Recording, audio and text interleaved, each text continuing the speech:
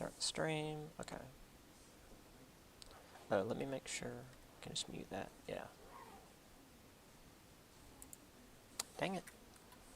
I don't know what to do to make that work. Alright.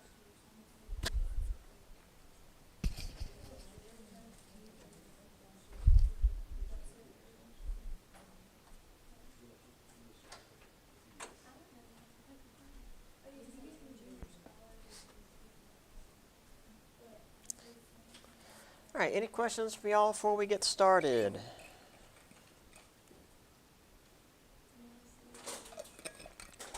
Alright, just as a reminder, the first paper is due in 2 weeks. Please get that back. Please get that to me before we have our, well, Francis Marion's fall break is the first week of November, so that's when I won't be here. So yeah, get me those papers before then so I can grade them over the break. Yeah, that's all I've got. Anything from you guys? All right. So,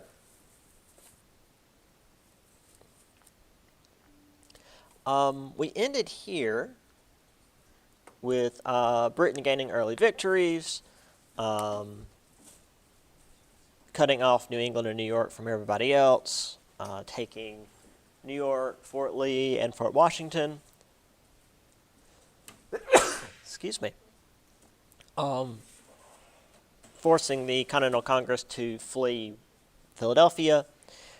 So things were not going well at the start of the war. Dang it. Excuse me. So we got New York campaign, and Hessians, and all of that. So, as I may have implied last time, General Howe was not being very aggressive with the war. He knew that even if he captured Philadelphia, that wouldn't end everything. So his plan was just to grind down the American army.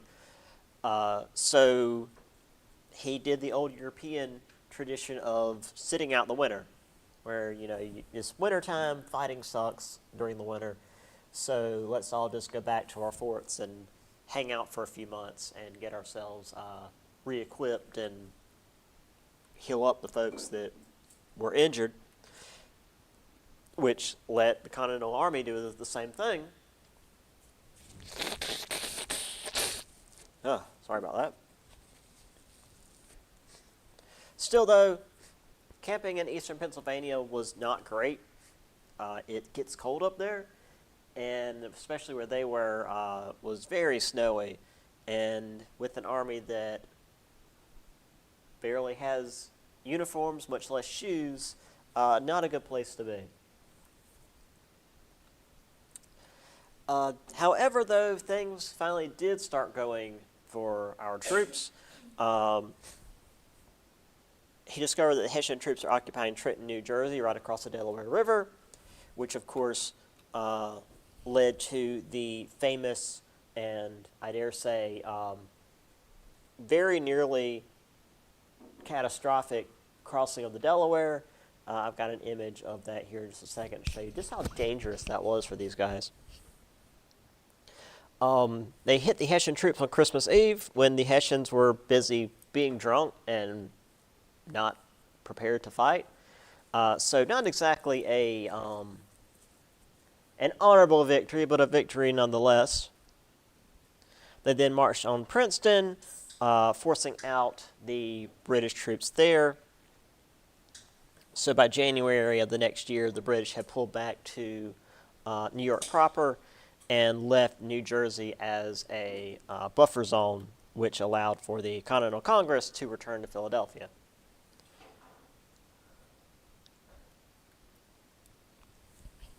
Now, while this wasn't some major strategic victory, because, it's New Jersey,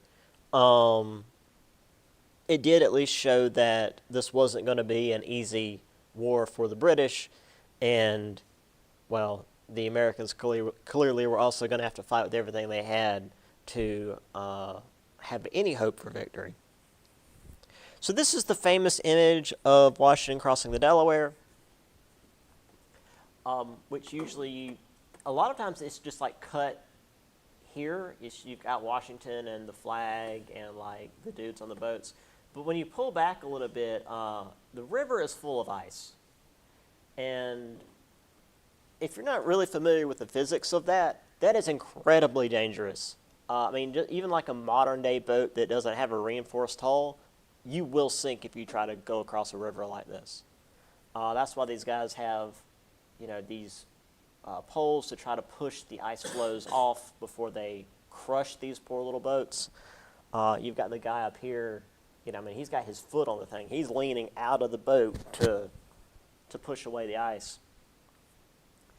Because if that boat gets crushed, they're going in that water, and if the ice doesn't kill them, the cold will.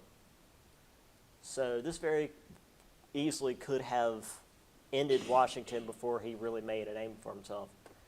Even worse than this, though, are these poor guys back here who have to transport horses on the boats across the river, because A, horses don't like being on boats, and they especially don't like being on boats that are rocking and you're hearing the creaking of the ice, and this was not easy for these guys. But they made it across. They hit the Hessians with their pants down, and pretty easy victory for the American forces. And then they maintained that momentum and hit Princeton. This is another famous image.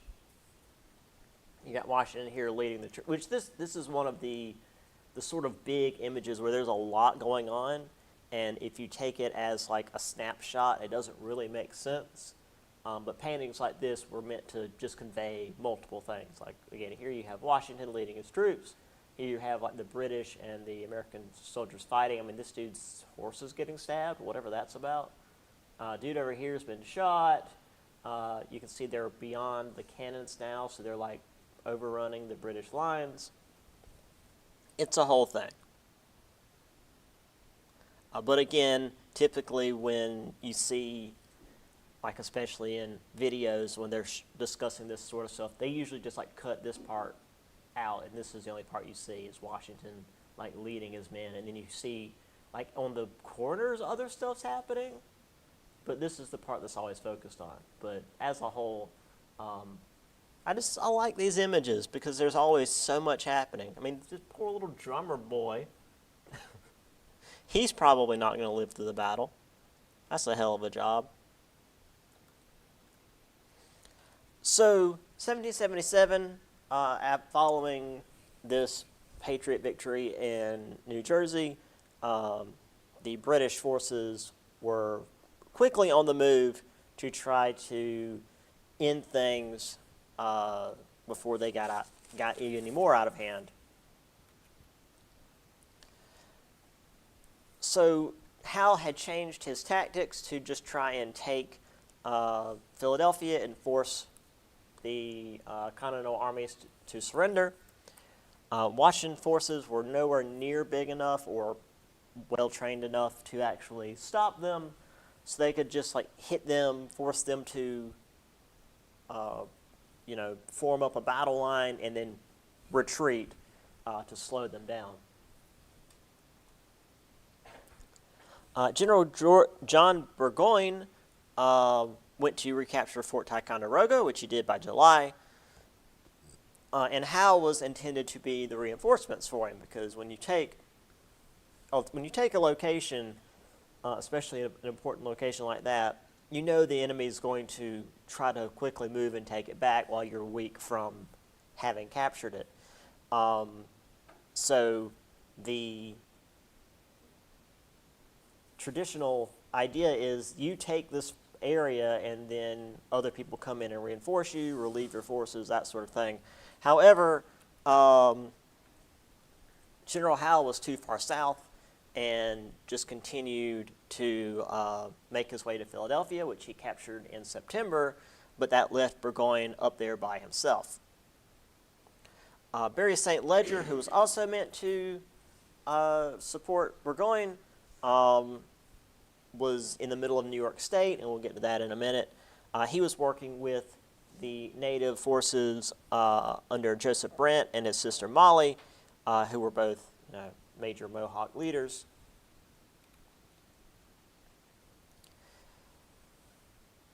So this all culminated in, well, a series of events. First at Orskany,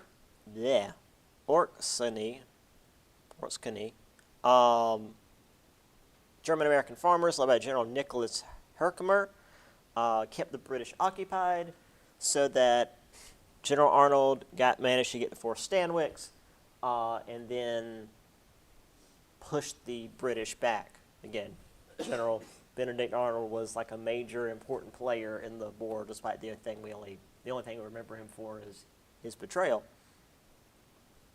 So this culminated, finally, in the Battle of Saratoga. This was General Burgoyne by himself, again, who was supposed to have like 2 more armies with him, against the Green Mountain Boys, Horatio Gates, Benedict Arnold, and their Oneida allies. So Burgoyne's forces were crushed at Freeman's Farm, suffering double the casualties of the Continental forces. And while General Howe did successfully take Philadelphia, which normally would have been like an end of the war situation, the fact that there was this crushing victory against the British at multiple forts up in the north managed to create enough of a morale victory for the Continentals that they continued to fight.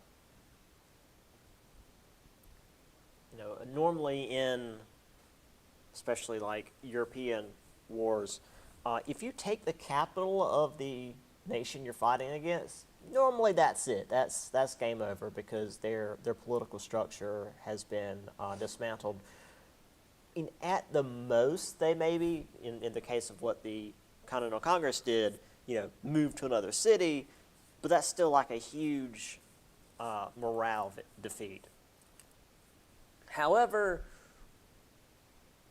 the American forces weren't really that well organized, which actually worked in their favor because, like, for people from Boston or New York or Virginia, who cares if they took Philadelphia? That's not us. That doesn't matter to the folks fighting in other colonies. So the unorganized nature of the American forces helped to some degree because there wasn't this unified ideal of, oh no, we lost our capital, what are we going to do? So here we have the various marches of the British leaders. General Howe, went around and took Philadelphia. We've got the various, which I've got, that's a bit, oh no, that is labeled. Clinton, Burgoyne, and St. Ledger were meant to convene here and, take more of New York. But, as we're going to see, American forces managed to hold off St. Ledger here, that's Orskany, and then the forces here hitting Saratoga and crushing the British forces there, which again led to the British having to pull out of New York and really all of what will be modern-day America. The line between Canada and North America wasn't really a thing yet, so there was still this idea of pushing into Canada, but we'll get to that. So here's the British marching up a hill and getting shot at. There's a number of, I always mention this whenever I bring this up. Normally, I look at the guy carrying the flag and it's like, man, that seems like a really crappy job because you're the most visible on the field and you're probably going to be shot at first. But I feel like being the drummer is even worse because at least with this, like if you get close up on somebody, you can smack them. You're just the noise as the drummers. But continental American, European continental army doctrine was a little bit weird. So here we have Burgoyne's defeat. Do I have anything else on? No, that's it for that. Now, since we're getting to this at the start of the class, we should be able to get to the major outcome of Saratoga, but it'll be a couple slides before that. So keep Saratoga in mind. That's really important. So, of course, we have Valley Forge, which is where the Continental forces were stationed, and the victories were all well and good, but they still were not prepared to survive the winter. Lack of supplies, lack of food, lack of clothing, and then, of course, the bitter cold of the winter made things difficult for the Continental forces, which the reason why this is a big deal is, especially at this point, they're all volunteers. Like, they're all there because they were willing to be there. And, I mean, sure, they might have had dreams of going out in the field and fighting the British, but, like, there's a real good chance they're just going to die there in the cold. And that sucked. So a lot of them just up and left. We were getting volunteers from Europe to help out. So, we have a list here. You don't need to know all these guys. There's one here that you definitely need to know. So we had Prussian Baron Friedrich von Steuben, who was personally recruited by Franklin. The French General Marquis de Lafayette, who we are definitely going to talk about later. I always argued that Lafayette was about as important in the war as Washington was. He was an incredibly skilled general and would continue being an incredibly skilled general well into France's revolution, but that's later. We had the Bavarian Johann Baron von Kolb and the Polish men Thaddeus Kusiko and Casimir Count Pulaski. They helped to recruit more men, bring in supplies, money to pay the troops, because that's also important, as well as bringing in this like very rigid European discipline that a lot of the colonists lacked. Meanwhile, over on the home front, as I've already mentioned, when one side or the other would move in to take a city, the women and children had to get out, otherwise they would typically not survive. And they also, and the women who followed their husbands or brothers to war also had to deal with lack of supplies, because I mean, it's not like they're on a separate supply train. There were some women who, rather than just like going along to help support, they got involved in the war. A number would act as spies or couriers for either side, because as we've seen in the previous chapters, women were seen as like less than human almost. So, oh, well, there's a lady nearby while we're talking about important, tactical stuff. Well, it's okay. She won't understand. Women brains aren't developed enough to understand. That didn't go so well when they very much were spying on either side or moving messages between generals, because again, it's like, well, who's going to stop a woman and think she's like carrying information for the enemy? That won't happen. Lydia Dara is one of the more famous of these. What would often happen is when the British would take a city, they would just impose themselves upon the homes and, just like come in the door, it's like, hey, we're here and we need food, you're going to feed us. It wasn't a question. And I mean, to avoid being shot. That was often the way things went.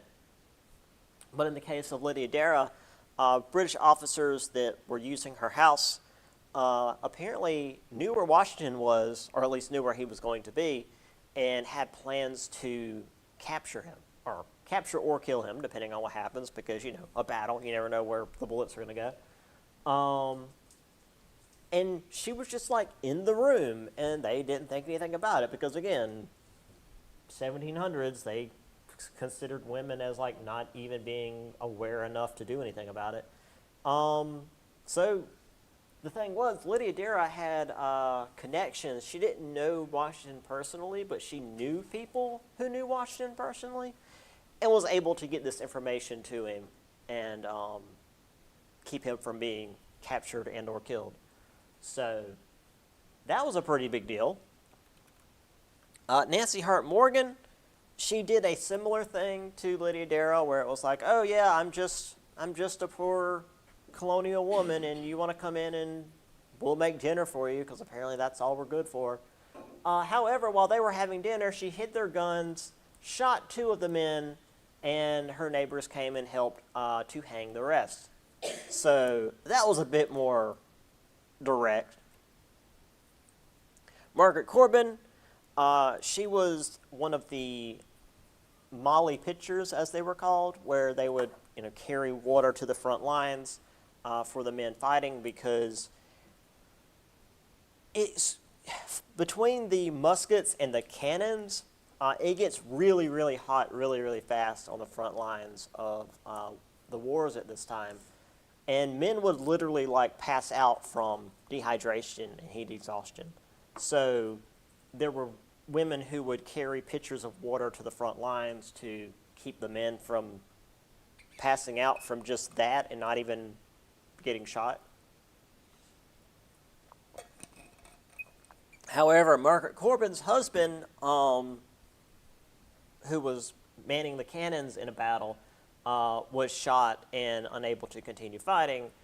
So she just took up what he was doing and continued to load and fire the cannons in the battle, which was pretty cool. The most famous of them, though, is Deborah Sampson. She just straight up disguised herself as a man and fought in the war as a soldier. She just fought, just did what regular soldiers were doing. Now there was a point where she was injured, and during the is the train making the okay. She was injured, and in the course of getting the bullet out of her, they realized, wait, this is a woman. But considering what she'd already done, rather than being like, you're a woman, you can't be here, they honorably discharged her, which was normally what would happen to a soldier who was too injured to continue fighting. So she got to go home and maintain veteran status officially, to the point that when she died later, after she had gotten married and had kids, she lived to a pretty normal age before she died. Her husband was able to apply for what's the word? Veteran benefits for being the spouse of a veteran. Typically, this would be widows whose husbands had died, and then would receive, would still receive government pay for being the family of a veteran. And so her husband's my wife was in the war and fought in the war, so would me and my kids be able to keep getting the benefit? And it went all the way to Congress, because nobody was really sure what to do with it, and Congress approved it. So this was very much an unexpected but really neat event in the war. So we have Valley Forge. Again, it sucked. A lot of men didn't have shoes, and that's a good way to lose your toes. They barely had supplies to even eat. It was not a good time. We did get, again, the help from Europe. I believe these two are the Poles. Pretty sure this is Lafayette. And then the remainder of the guys over here are, the Prussian and... Oh, yeah, that's it. The Prussian... Oh, the Bavarian Johann. So I don't know which is which over here, but I'm pretty sure this is Lafayette. I mean, this is a French uniform.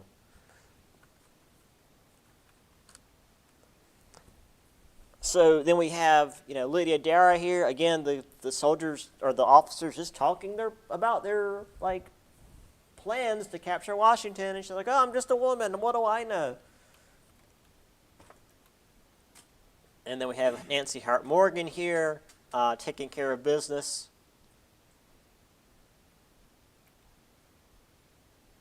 Margaret Corbin.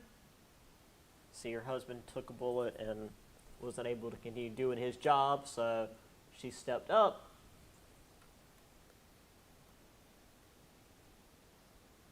And then we have here Deborah Sampson. Really just straight up going to war.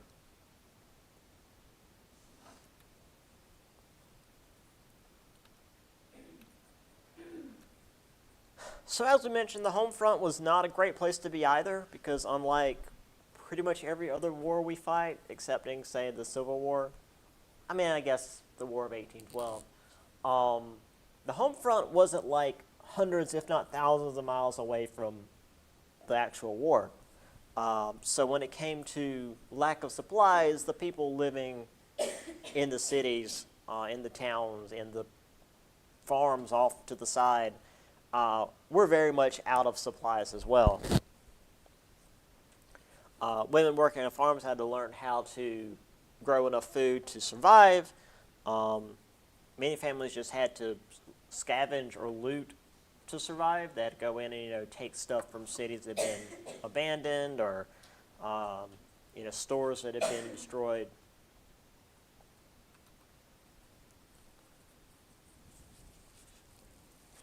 And as we mentioned, the greatest danger was when one side or the other would take a city, and those that were on the wrong side of things would be assaulted or killed, or sent out into the woods to die.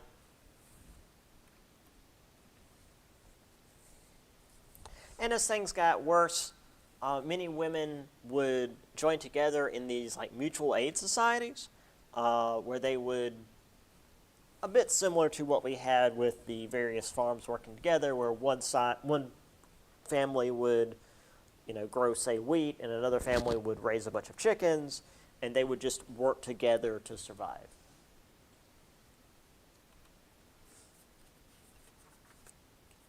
This image here is in the book as well. This is New York being burned down.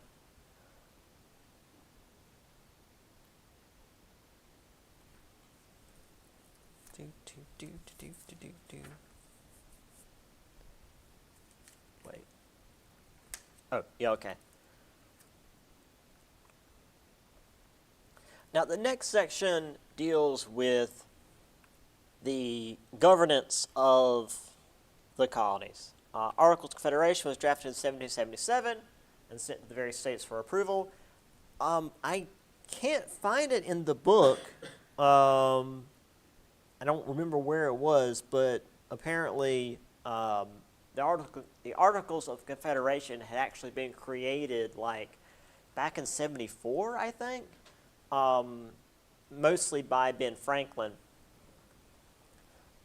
to prepare for a potential independence movement. But it wasn't until 1777 that they were actually fully drafted and sent to the various states to be ratified. So this would create a unified American government. 8 states had ratified the plan by the middle of the next year, but it was 3 years before Maryland finally approved the Articles of Confederation, which we'll get into maybe not today. It might take into into next Monday before we get to it, but there's a reason behind that. And even before any of this, many of the states had kicked out royal officials, and then either fell back on English common law, which, unlike what we have, where it's like you've got a constitution and various amendments and all of that, England has been around so long that most of their laws just sort of evolved over time because it just seemed like the thing to do.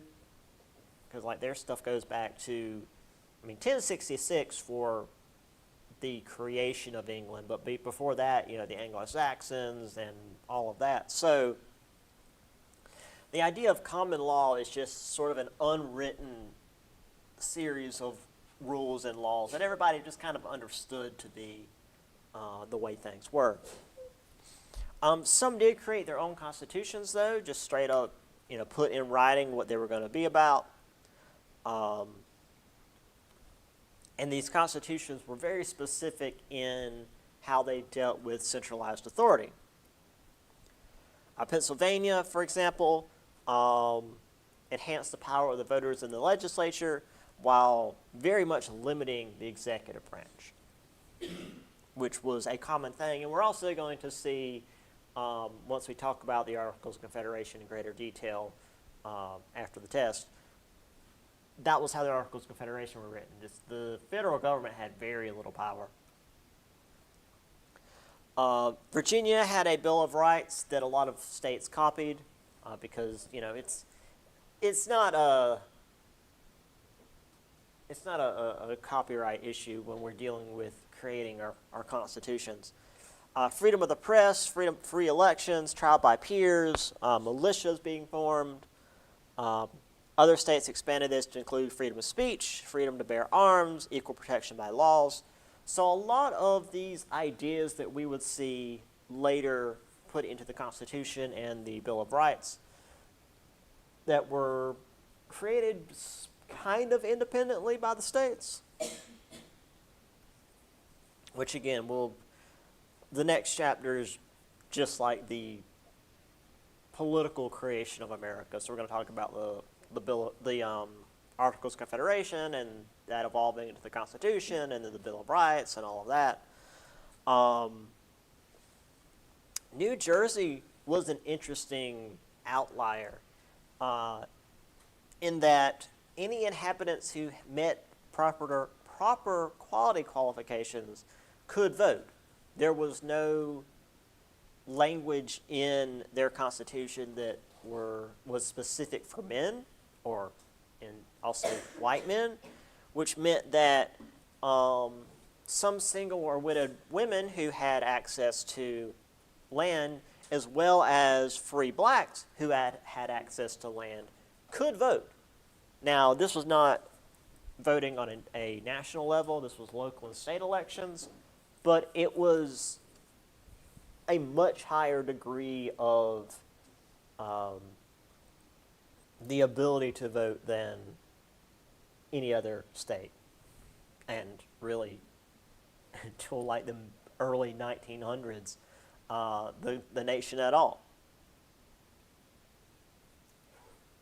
So we have the Articles of Confederation and perpetual union between the states, and it's got all the various states here. Which again, it took a little while before we got to that, but we'll talk about that later.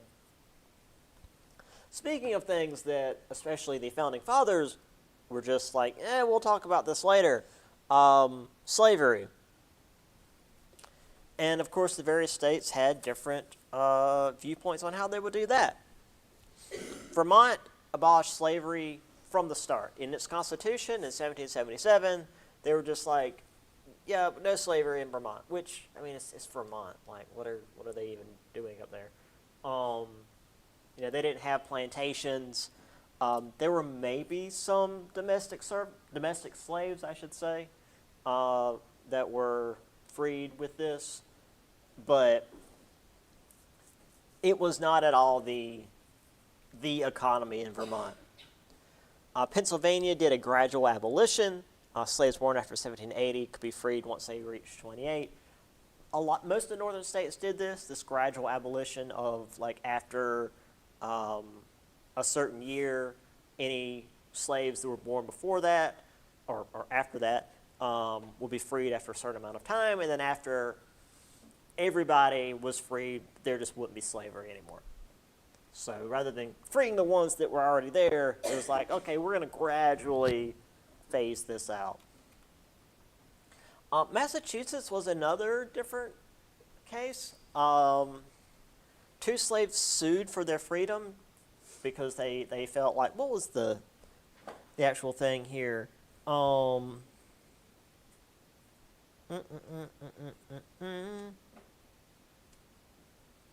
Yeah, here we are. Quock Walker, who had been promised freedom by a former master, sued his current master to gain mansubmission, which is to say release from slavery.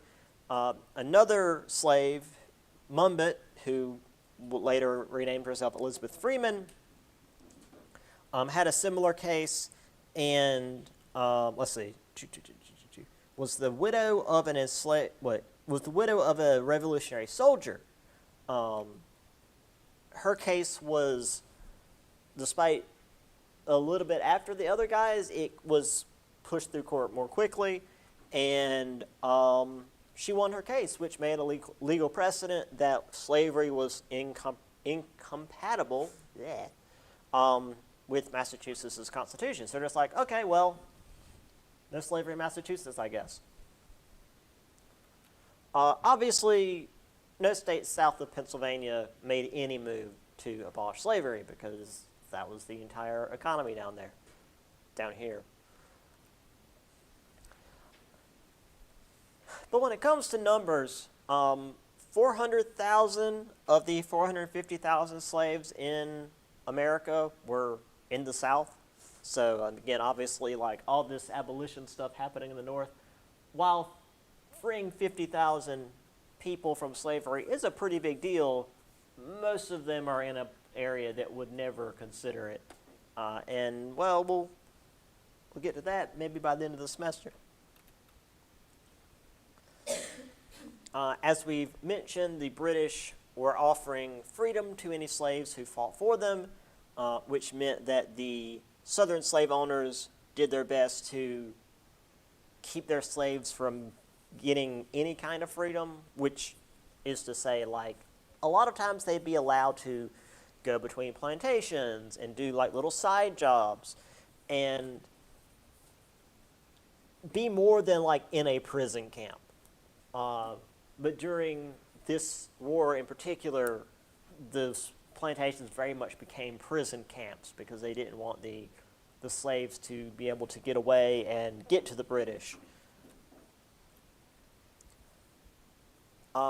However, the British weren't as magnanimous as they claimed they would be, and oftentimes when the British would pull out of an area, they would just leave the slaves behind that they had claimed to free. And, well, when they were recaptured by the Southern forces, very rarely did they survive.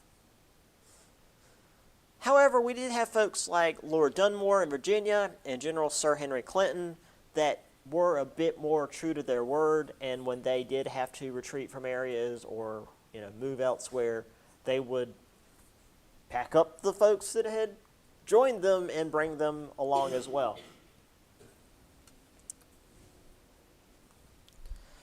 So while the Revolution was certainly not this big move to abolish slavery, it did still really, it made slavery into the dividing issue that it would become.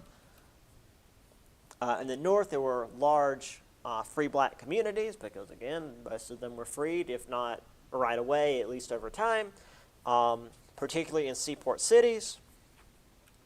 And even down here in the South, thousands of slaves did gain their freedom during battle because, well, battles are chaotic, especially in a war when there's no kind of like radio communication. The best you've got is sending a note between sides of the battle. and between the smoke and all of that, a fair few folks were able to escape from slavery and head over to the British.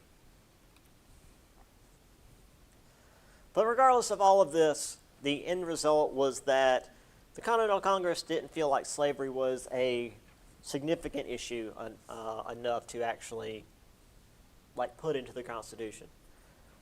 In part, well, I'd say in part, mostly because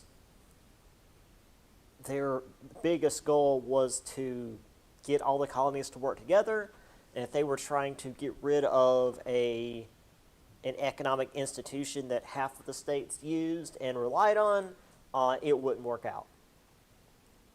So they're like, well, we're just going to ignore the freedom of several 100,000 people in order to get our freedom from Britain because, well, pragmatism isn't necessarily a moral thing. So here we have when the various states abolished slavery, again, with just their constitution, Vermont being the first one, and then Massachusetts and New Hampshire. This was part of Massachusetts at the time. And then gradual emancipation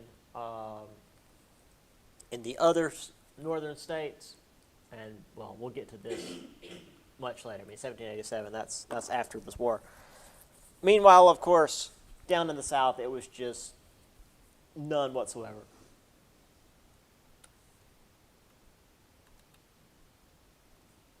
Okay. We were able to get here. So, this is following off of the Battle of Saratoga, to go back to that. The biggest goal for the Continental Congress was getting France to fight with us. Because, well, we're fighting Britain, and Britain is a major, if not the major world power at the time, and we're a couple of scrappy colonies that can't entirely get along. The prospects of a victory with just the American colonies fighting wasn't really there.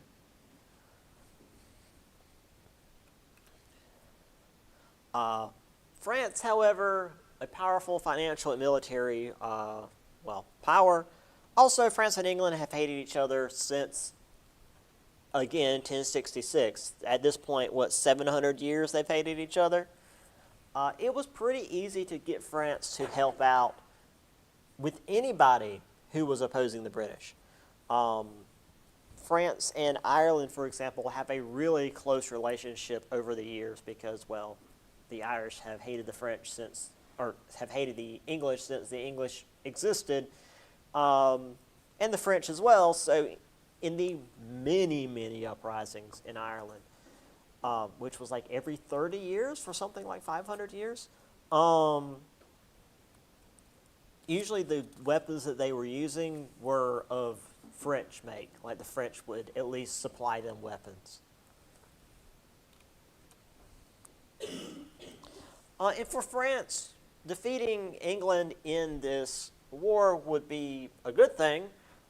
It would help to balance the power back in Europe a little bit, as we saw after the 7 Years' War. Like England took a bunch of land and gained a bunch more power after the 7 Years' War. So France was hoping to, if not reverse that, at least push it back a little. But war was expensive. And France wasn't too keen on just jumping into war with anybody that was fighting the British, especially if it was looking like they were going to lose that war. As we saw with the 7 Years' War, France and England were the main ones fighting each other, and then countries like Spain got involved, and then Spain just, for their help, they just lost a bunch of land. So the French weren't too keen on jumping in right away.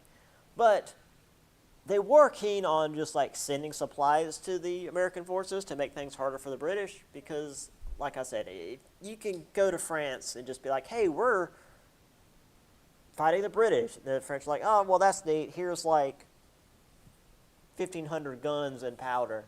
That'll help you a little bit. I mean, just before even asking who you are or what you're doing, it's like, oh, you're fighting the British. Here's some guns. In 1776, the Continental Congress sent Ben Franklin to France to try and get an alliance because, again, Ben Franklin was a really good foreign dignitary, and also he was well liked by the French. You can say that in multiple ways. The French just really liked the guy. The French women really liked him. Ben was, we think of Ben Franklin as being, older and pudgy. He wasn't always like that. He was a playboy for a while. But it was after the victory at Saratoga that France was willing to actually jump in because, well, we won a major victory against the British on our own, showing that we weren't just getting run roughshod over by the British. I mean, if we weren't able to score any major victories and the British were just going to win in a couple of months anyway, what would the point be of France getting involved? So Saratoga, the biggest outcome for Saratoga is that the French were willing to join in because they saw us as maybe being able to take care of ourselves, and if they put their thumb on the scale too, maybe we could win the thing. So Britain declared war on France for daring to join in, as well as Spain, because Spain was an ally of France, and as we've seen, Spain wasn't really much of a world player, so their main goal after this point was to just join in wars against people they didn't like, rather than start wars against people they didn't like. So if France is going to war with England, the British will get, or the Spanish will get involved as well. Like with the 7 Years' War, this shifted things into a global conflict. There were battles in Gibraltar, West Africa, and the West Indies. Of course, most of what we're worried about is in North America, but there was a lot going on worldwide. I know it. Hold on a second. You hungry again? So, come on. Yeah, online folks, you're missing out. I've got my kitten here. There we go. This, of course, meant that Britain was going to spend a lot more money having to fight not just the American colonies, but to make, well, I did this last time, a major world power and also Spain. But Spain was still more of a world power than we were. Got it. Hey, it worked. So France brought in officers, supplies, weapons, and a navy, because we had no kind of navy, while Spain used New Orleans to send out attacks against England, in particular privateers, which is pirates, but allowed by the crown, and also fought from Florida because despite the fact that Florida was technically in Britain's hands, there were still plenty of Spanish forces there. Do not. So with France and Spain getting involved, it forced Lord North, who was the overall commander of the British, to pull back to New York. And this would be like the last major stronghold in North America because of how quickly things turned around. And one of the main reasons I like getting to this slide, besides France getting involved, is a major part of the war. I also found this, which is, to me, a perfect representation of anybody telling France that they're fighting England. It's like, hey, we're doing independence. Like France, like, all right, that's neat. We're fighting the English. Oh, cool. We'll get involved.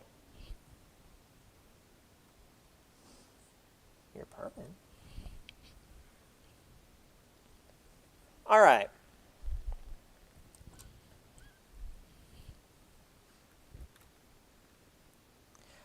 There was, however, an unintended problem that the French joining in created, and that was that less people were volunteering to battle. Because, well, France is a major military power, and if they're involved, then why have some backwoods bumpkins fight in the war? Come on. Here. Get the bottle.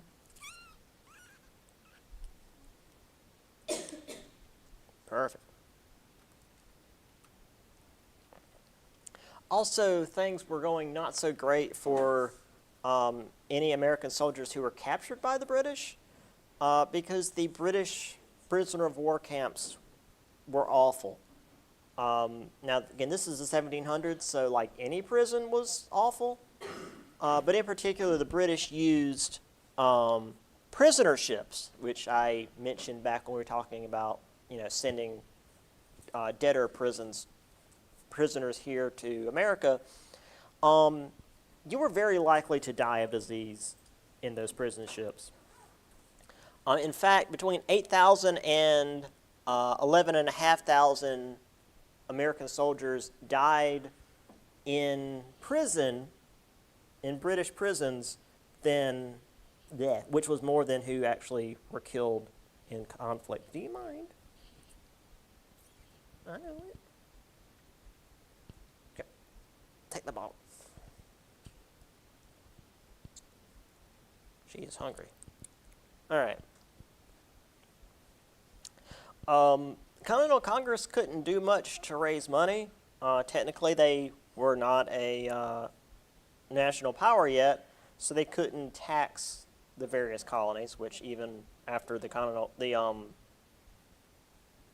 Articles of Confederation passed, the federal government couldn't do much to raise money. So in order to financially survive, they had to take loans from France, the Netherlands, and various wealthy patriots who were willing to give money to the cause. We did print some paper money back then, known as continentals, but nobody trusted paper money, and they very quickly lost value. By 1780, 100 continentals was worth about the same as a single silver dollar, which seems weird to us in the modern day, especially now we barely even use cash, but like a silver dollar is a dollar's worth of silver that you're holding in your hand. Like it's physically right there. You're holding the value. Paper money is a promise. You're purring into the mic. Is a promise that this money exists somewhere, and the paper is like an IOU. And people who were used to using the metal money didn't care for that. What?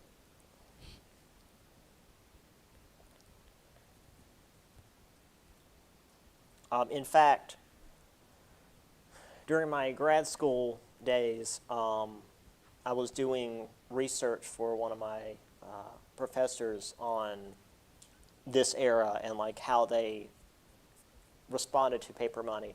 And the phrase devil money was thrown around a lot. They really didn't like the idea of paper currency, fiat currency as it's also called, because again, it's like this promise that it's worth something somewhere. In January of '79, there were riots in Philadelphia over high prices and low wages. Militiamen joined in, marching on the house of James Wilson, who was a lawyer that was working with the merchants. Eventually, the riots were put down. 15 militiamen were arrested, but they did distribute food to those who needed it because, well, we're fighting a war, and if our own people are going to riot against us because our system's not working, we should probably do something about it. It wasn't until a loan was taken from France of $6 million to back the certificates to patriots that the economy was kind of leveling out. And each individual state was able to tax citizens in order to, in particular, back their paper money. By the way, each state had its own paper money. So, to use a local example, if you had $20 in South Carolina banknotes and went up to North Carolina, it might be worth less than $20. You'd have to exchange your money at the border like you would going into Canada or any other country that doesn't use American dollars. Needless to say, a lot of patriots weren't happy about this because one of the defining things of the American Revolution was we don't like these taxes that Britain is putting on us, so we're going to rebel. But in order to survive, the states had to tax their citizens because that's the only way to make money, either that or tariffs. So even the most fervent patriots were getting quickly tired of these taxes. And I also have an image here of the $20 in Continental, printed by Holland Sellers in Philadelphia. So this would be a Pennsylvania bill, and it was printed in 75, and by 1780, to use the conversion that the book gave, it'd be worth about 20 cents. So not great. It's not good when money depreciates that quickly.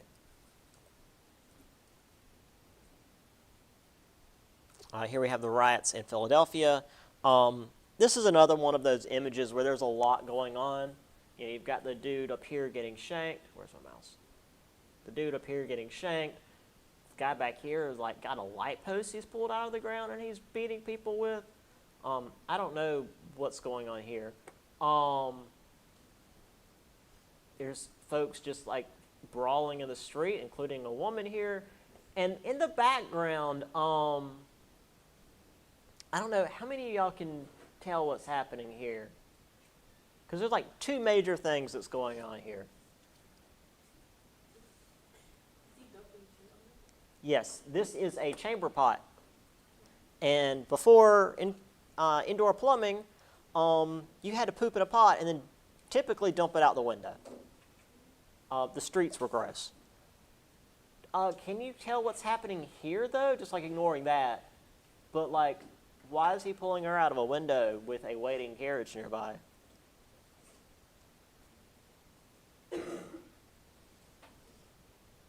Any guesses as to what might be going on there? There's an affair.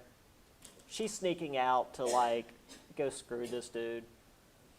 And while this is happening, she's getting shit dumped on her. So yeah, there's a lot happening in this image. I love images from this era because there's just so much going on. And again, I don't know what's with the little shadow figure here. Either he's taking something from this guy's pocket or they're putting something in, because there's an obvious piece of paper sticking out. This might be a bill collector, which is why this is prominently shown. Also, I just want to briefly bring up, if you're familiar at all with traditional ideas of walking down the sidewalk, if there's a couple going down the sidewalk, typically the woman walks closer to the buildings and the man walks closer to the street. And modern day, you can kind of assume that that's because, well, if say a car were to come careening off the road, the guy could shove the lady aside and get his ass run over. But actually it's due to this sort of thing. Now, most buildings had a bit more of an awning, so when people were throwing stuff out of windows, especially in cities like London, it was not always chamber pots. It was just garbage. If you had garbage and you needed to throw it out, there wasn't a central garbage collector. You just throw it out the window. So what would happen is if the woman was walking closer to the building and the guy was walking beside her, this stuff would typically arc out and hit the dude. So guys, especially in London, were constantly getting crap thrown on them from buildings because the cities were gross. That has nothing to do with any of this, but I wanted to bring it up just to kind of give you an idea of the society of back then. And as a student mentioned in my class yesterday, there was also an issue of horse manure because everybody that had money had wagons or carriages, and that required at least one, if not two horses, sometimes up to four. And if you're familiar at all with horses, while they don't produce, let's say, car exhaust like an automobile would, they create a whole other kind of waste. And it would often make the streets almost impassable, especially when it rained, and that would all turn into this slush, and it was awful.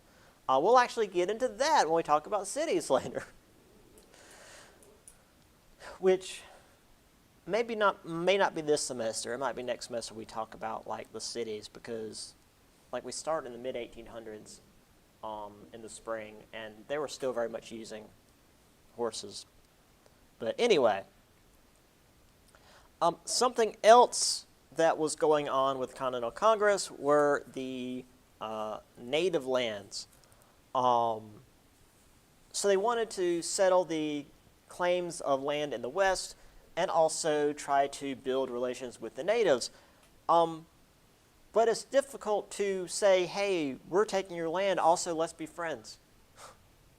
That typically didn't work out. Patriot leaders were pretty clear in that a victory over England would mean that the colonists, or I guess then now Americans, would further expand into Western lands because we believe that was ours. Let's just ignore the people already living there. In the South, there was fighting between the Patriots and the Cherokee. The Cherokee who fought the Americans were led by the chieftain Dragging Canoe, whereas his sister, Nancy Ward, or Nan Yan He, was more sympathetic to the cause of the rebels.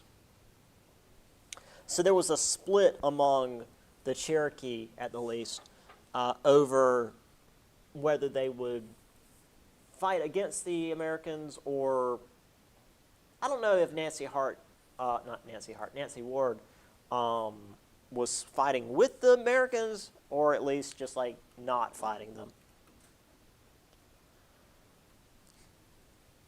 So as we've said, a lot of land had already been claimed in the West, which land claims just are drawing lines on a map and saying that belongs to us now. And oftentimes, after a war, particularly a war like this, where a lot of land was hoping to be won, this land was intended to be used to reward the soldiers who had fought. So rather than paying, well, oftentimes rather than paying them at all, but rather than paying them very much, they'd just be like, hey, here's a parcel of land that you can have in the West. It's free to you. Go and make a farm, build a farm, and make your money that way. And that was typically how things were done, especially in Europe. However, this led to, okay, we will get to this now, Maryland not being happy because they didn't have any claims in the West. So they wanted Congress to make these common property, which is to say like federal land, and then, quote, parcel them out into free and independent governments, which is to further say make separate independent states as opposed to simply expanding the states we have. And I'm going to show you guys a map before we finish up here. The land claims these states had was weird. So the various states ceded their claims. Maryland finally ratified the Articles of Confederation, blah, blah, blah. Obviously, though, this promise to use Western lands, quote, for the common benefit of the United States, was not for the common benefit of the Native Americans living there. And before we go, I want to show you guys this map. So, we've got states here, obviously here on the coast, but let's start with the South because that makes the most sense. So Spain claimed this, which was just part of Florida. Okay, cool. The Panhandle was bigger. Georgia claimed this. South Carolina was apparently given this bit of land and could make a little strip of land here. North Carolina's makes the most sense because it's just straight west. The lines just go west. Obviously, as you can see from the shape, that's future Tennessee. There was also a state of Franklin here briefly in the mountains. I feel like probably the people living in that region oftentimes have like little festivals and stuff to recognize they used to be a whole separate state. Virginia claimed everything in red. They claimed all of this. New York, though, is claiming everything here in green, which is, as you can see, like cutting into other claims, including especially Virginia. Eventually, then there was also, let's see, Pennsylvania didn't have any. New York there, Connecticut way over here, which it's like, Connecticut's over here, what the hell? But the Connecticut's got this weird little strip of land. Massachusetts up here. So all these states were claiming land over here, whereas Maryland didn't have any, and they were pissy about it, and were like, well, if we can't have land, you guys can't have land. So this is why we have the various states we do, which we'll get more into actually the way these were created later. Is that it for that? No, we've got this as well. This is the only thing I could find for Nancy Ward and Dragon Canoe, which is like some garbage children's book. Nancy Ward, her cry was all for peace, which is, I don't know, that sounds weird. And then Dragon Canoe, we are not yet conquered. So, yeah. I think that's it. That's it. All right, we'll continue heading west and finishing the chapter next time.